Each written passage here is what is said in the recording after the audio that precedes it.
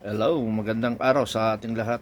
Pag-uusapan natin ang Partido Komunista ng Pilipinas, New People's Army, National Democratic Front Organization. Ah, lagi kong nababasa at nakikita sa Facebook yung latest ngayon sa Mindoro, sa San Jose, na isang NPA na valedictorian ay nahuli sa encounter kung saan may namatay na isang opisyal na sundalo at dalawang sugatan sa sundalo, at sa NPA ay hindi natin alam kung mayroon namatay o wala. So kinasuhan sila ng 80 Infantry Battalion ng murder. Yung nahuli na babae, sa kanya na ipataw ang murder. Maaaring accomplice siya doon or accessories, but still criminal liability pa rin siya at yung kasama na kanyang commander. Nandoon ngayon sa San Jose City, hindi yata San Jose City, Municipality Police Station, nakakulong. At ang sinasabi ng Makabayad Black, Makabayad kasi akong original na Makabayan dahil para sa bayan yung pinagtatanggol ko. Sa kanila kasi makabayad, maliban sa binabayaran sila, nangungurakot pa sa Kongreso, nanluloko pa ng Pilipino. Mga sinungaling nga itong Makabayad Makabayad Black, mga sinungaling ito na sinasabi nila na palayain yung nahuli na sundalo. Una, may baril na dala.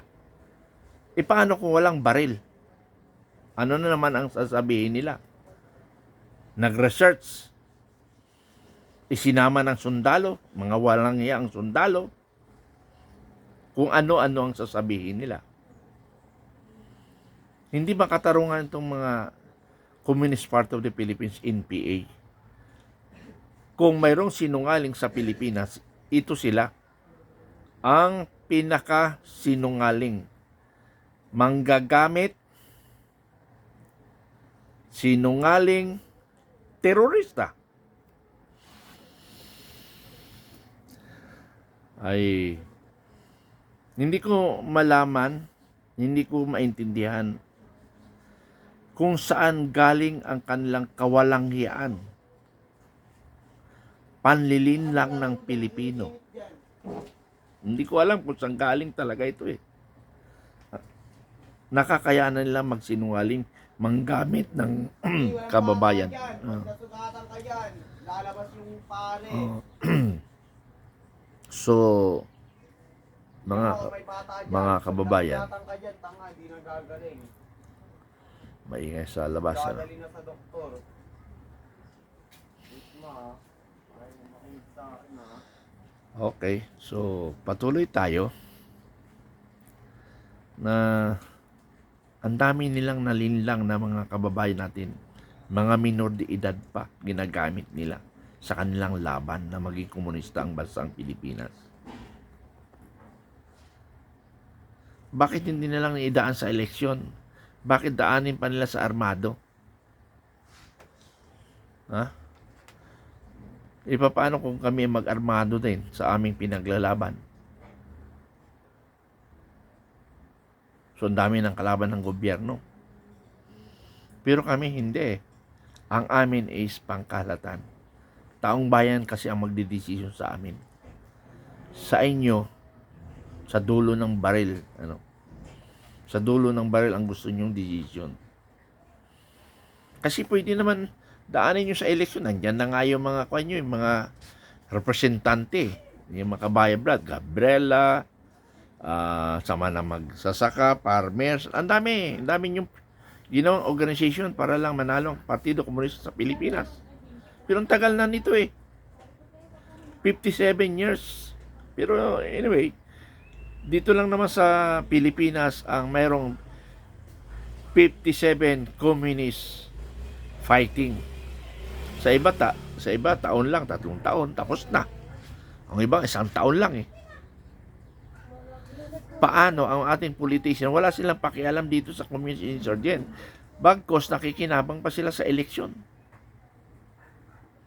Kaya talagang hindi mananalo tayo sa Partido Komunista. Katulad ngayon, administrasyon ngayon. Nakipag-alyansa sa Partido Komunista. Paano ang patunay? Paano ang patunay? Sa Congress, di ba nagsasanib versus sila pag Duterte kalaban? Nagkakaisa sila. Magkanong bilyon-bilyon ng pesos ang napupunta sa kanila para binigay ng administrasyon na ito? So wala talagang pangulo na talagang dedikasyon. Maaari si Joseph Estrada nun. Dahil pag sinabi niyang girahin ang kalaban sa Mindanao, pinulbos niya. Ang hindi ko lang nakita pa sa communist insurgent. Dito naman kay Pangulong Duterte, si Pangulong Duterte nakita ko yan. Pero huli na yung decision eh. Kasi yung first 2 years yata, opinion ko hindi doon sa kwan. First 2 years, nag-uusap pa sila ng Yuma season. Magandang usapan lang. Kasi nga, sa totoo lang, tinulungan si Pangulong Duterte ng Communist Party of the Philippines during the election of 2016. Kinampanya nga pa siya ng NPA. Kasi nga, marunong sa strategy, si Pangulong Duterte, marunong sa strategy. Nabasa ko yung strategy niya. Kaya lang, miscalculation. Okay.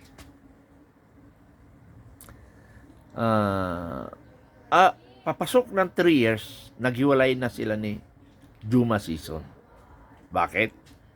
Ang gusto ng Yuma season, ang mga NPA ay isasanib sa armed forces parang katulad sa MNLF. Hindi pumayag si Duterte. Sabi niya, hindi. Ipapiring squad ako ng AFA pag ginawa ko yan. Pagtataksil sa bayan. Doon na sila nagsimula, nag-away ni Yuma season. Sabi niya kay Yuma season, hindi ko pwedeng gawin yan. Itanong natin sa taong bayan kung gusto o hindi. Hindi po pwede akong mag-decide. Kasi pwede akong kasuhan ng armed forces. So hindi nangyari. Kaya yung sinasabi yung makapartido, makakomunista si Duterte, mali kayo. Strategy niya, paano niya makuha. Di ba sa first 1 year niya, kinuha niya yung mga kwan. Ang buong akala niya, mapahinto niya na yung Partido Komunista. Yun ang sinasabi kong miscalculation. Okay. Sa ngayong administrasyon, maniwala kayo sa hindi, ginamit ng Communist Party of the Philippines ang administration. Ngayon, medyo nagdistansya na kasi wala nang pakipakinabang ang komunista sa Marcos administration, kaya away-away na. Away-away na, di ba? Ganun ang komunista. Parang politika rin eh. Kung saan sila nakikinabang, doon sila papasok. Pag hindi na nakikinabang, aaway na. Ganon rin. Parang sa politika rin ang Partido Komunista. Wala silang sariling prinsipyo kung hindi makasarili sila. Biro mo isang NPA armado, sasabihin, palayain.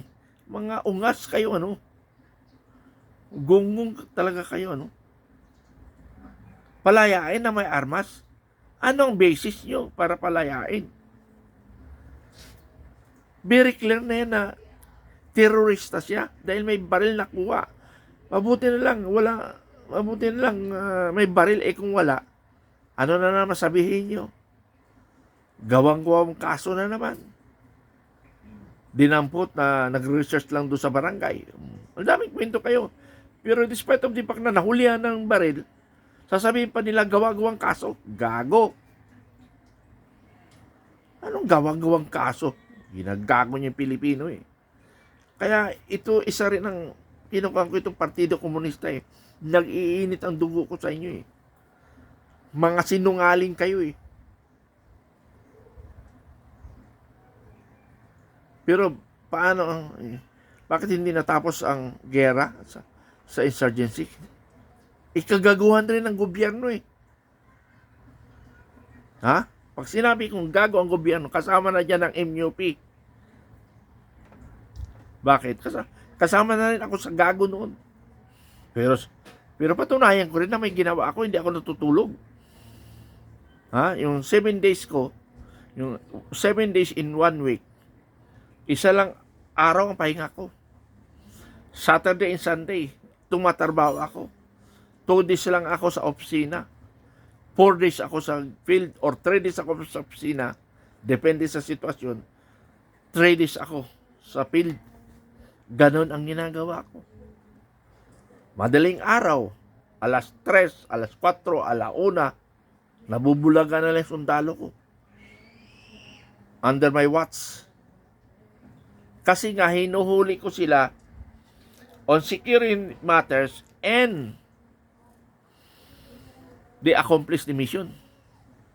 Pag sinabi ko security matters, yung buhay nila, pinapangalagaan ko because that is under my watch. Although, may commander sila, pero konsensya ko, one thing, example ko, doon sa Lubao, Pampanga, minisita ko, nakita ko, uy, maganda ito, nakasalamuha kayo sa community. Maganda yan. Pero ang question ko dyan, yung security niyo, hindi kayo secured. Mapapasukan kayo. Sabi ko, ilipat nyo. Hindi ko masabi kung nasabi ko sa battalion commander. Sabi ko, umalis kayo, lumipat kayo. Na-delay ng 1 linggo. Ayun, napusasa yung mga tao niya. Kinulong sa CR. May padlock yung CR. May padlock yung CR. Pinadlakan sa labas. Hindi nakalabas yung mga sundalo. 3 sundalo kasi iniwas sa detachment eh. Yung baril, 7. 7 baril ang dala ng IPA. Ay, Diyos ko naman. Ha? Yung battalion commander yun, nag-chief staff pa. Nag-chief staff pa yun, ha? Tapos, nagsikita na naman kami sa isang division. Yung nag-chief staff na yun, tinutukoy na battalion commander, sabi niya, di ba, Major Mitran, sinabi ko na yan sa mga tao ko na lumipat? Wala ka naman sabi, hindi. O sir. Pero sa totoo lang talaga, pag bumibisita ako sa batalyon niya, mainit ang ulo sa akin. Parang susungagin ako, ganun eh. Utang na, nandito na si Mitran. Ano na naman kayang titingnan niya sa mga tao ko? Yung pala nung magkasala eh, nagpapaamo sa akin. Munting na siyang marilib eh. Pero, wag ka, naging tube stop ha. Naging tube stop. Tapos nagkasama ko doon sa isang division. Nandun din siya. Nag-away yung brigade commander at sa assistant brigade commander. Away. Natanggal sila pariyan. Tasik sila dalawa. Lipad. Natanggal sila dalawa. Yung assistant brigade commander at saka brigade commander nag-away. Talsik silang dalawa. Lipad silang dalawa. Hindi, puro Mindanao silang tinapon eh. Yung isa sa hulo eh. Yung napunta sa hulo, nag-tube stop. Okay. Diyos ko naman, oo. May pa-comedy rin ako, ano. Ang dami kong experience kasi nung ako ay nasa 7 division sa totoo lang. May kwento nga ako eh. Mayroong major na kapwa ko major na nainggit. Nagkaroon kami ng kunting sagutan. Ikaw nga eh. Miyerkules pa lang, nawawala ka na sa division headquarters, gamit mo pa yung sasakyan ng gobyerno. Pumasok siya. Ano yun, sir? Sabi ko, ano yun, sir? Miyerkules pa lang, nakikita ko, umalis ka. Adjutant siya nun eh. Yung ba, sir, sinasabi mo, sir? Tama, umalis ako, sir. Gamit ko ang military, ang government vehicle. Pero binibisita ko ang Central Luzon, sir. Binibisita ko, iniikot hanggang Aurora Province. Ikutin ko yan, bawat sulok. babalik ako ng linggo ng gabi o sabado ng gabi. Alin lang yan, kung alin na mapagkatuwaan ko doon. Pero kailangan mga umaga ng pan na rin. Or basta linggo, makabalik ako kasi briefing. Gagawa ng briefing, kailangan magkandak. Gagawa ako ng briefing. Every week briefing. So, kailangan bumalik ako. Nalaman ko nung nagdebate kami na mayroon pala nagsisilip sa akin na umaalis ako. Hindi nila alam hindi nga ako nakakapagpahinga. But anyway, mga kasama, isa rin sa tutukan ko itong Partido Komunista pagdating ng panahon na mabibigyan ako ng pagkakataon. Aayusin ko ito. Ha? Ang solusyon sa insurgency is a barangay solution. Tandaan nyo yan, ha? Paano yun? Di ba armed forces ang magbibigay solusyon sa insurgency? Bakit barangay? And that is my question. Saka ko na lang ipaliwanag yan. Ang solusyon sa insurgency is barangay resolution. Corruption is also a barangay solution. Criminality, drugs, it's a barangay solution. So, pag nabibigyan ako ng pagkakataon, hindi pwede patulog-tulog ang barangay captain dito. Hindi pwede ang barangay captain na sa aircon lang. Kasi ang barangay captain, it should be shown by their constituent. Dapat nakikita nila lahat ang kanilang constituent. Ha? Mayroon ako isang topic pero hindi ko muna itatopic yun. Dahil hindi pa natatapos. Dapat ang barangay captain wala sa opisina niya. Nandoon siya sa mga sulok-sulok ng kanyang barangay. And that is barangay captain. Imposible hindi niya alam kung may NPA sa lugar niya. Imposible kung may drug war o may drug operation sa area niya. Diba? Imposible ang criminality sa area niya na hindi niya alam. Imposible ang korupsyon ng national government na hindi niya alam. So, lahat imposible, di ba? Bilang isang kapitan, you are a very effective implementors of the government, of the national government. And yang aayusin natin yan, mga kasama. Aayusin natin yan. Saka ko ipapaliwanag paano yun. Kasi isa na lang tanong Sino ang marites sa barangay? Di ba, kapitan? Pati mga sexual ng mag-asawa, nalalaman ni kapitan yan Kasi both corners or all corners ng barangay, makakarating yan kay kapitan dahil marami siyang tauhan. Di ba? Marami siyang tauhan. On corruption. Ang national project, ginagawa ba sa national? National do sa Congress yung budget. Pero pag implement, nasa barangay na. So kung may project sa isang barangay, halimbawa, flood control, highway, area ko yan. Pwede kong tanungin yan because that is my responsibility. Paano kung may nangyari? At tauhan niya pa yung barangay, yung tao na yung taga-barangay niya. So concern niya yun. So dapat lahat ng project, may pirma ang barangay captain. And it should be coordinated to the barangay captain. It's simple. Okay, maraming salamat. Yun na lang muna, ihang ko lang muna. Solution of the problem in the country is only barangay. Salamat.